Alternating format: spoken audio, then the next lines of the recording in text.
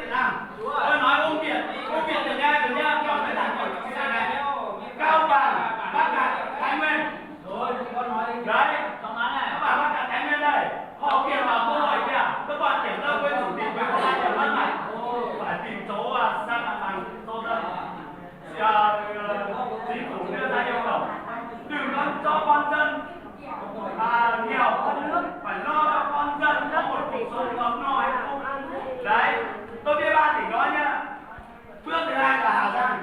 Đấy, mẹ Hà Giang nhá, chủ tịch tỉnh Hà Giang là họ ở đấy, em cờ đấy, người giao của mình đấy.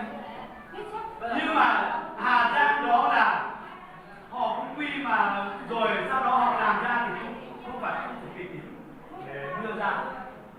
Đấy, sau đó bọn kéo nhau xuống đòi nói đấy, không nói về trên đấy. Bây giờ đang trước mắt ở đây thôi. Có đây. Nguyên tộc là tỉnh thảo nuôi. Có tộc.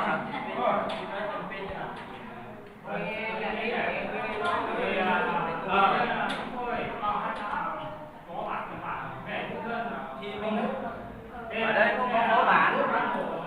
Rõ ràng như thế. Dân không biết là phó bản ở đâu. Mấy cái gì thì người ta nói bảo là không thấy là ông như này ông toàn này đấy, tôi là nó sáng tôi chỉ có chửi bạn đi theo tôi chứ gì không đấy theo mà tôi người ta rất khẳng định 100% chửi bạn một người thôi đó, nhưng mà chửi bạn một thằng thôi là có là khác không thì khờ nó đây mà cái mặt đọc rồi đấy. 3 thằng đấy thế thì không biết là các Mày không ra đánh, cái này không đánh nhau không ra chuyện đâu mà.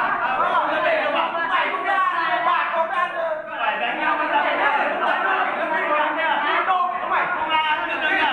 Không ra để nó phải bỏ sống được thôi. con lên nói thế không lên rồi tôi khẳng định luôn. Bây giờ cứ gấp của hai thằng nó đừng hết ba thằng lúc mà cái loại cái thằng nào chỉ có là nhà được đấy. người kia bây giờ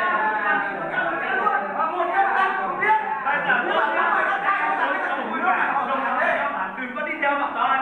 Bọn chó đây tôi biết hay nó biết Việt Nam con người mà chúng mày nó mang cái hộ chỉ cần họ vừa đi theo thì là đi hộ chứ không phải gì dân chẳng kết gì. Cái giờ hỏi là hôm đấy là những ai đi theo hai thằng kiểm lâm đấy. Rồi. 3 kilo hai đâu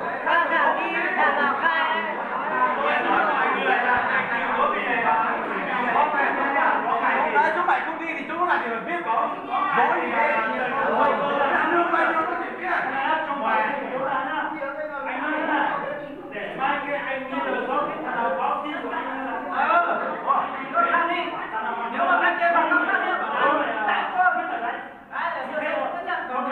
Ồ, mai này lâu lắm, phải bây giờ cơ. Bây giờ biết đó là thằng nào thôi. Không phải là sau này. thằng nào bắt khai đó Cái này nếu mà trên nó còn lâu. phải đánh nhau cái là ra này. Để người ta đi tù rồi bắt đầu đi. Để mai kia nó ba người đi tù rồi mai kia làm cái gì? Đúng. Bây giờ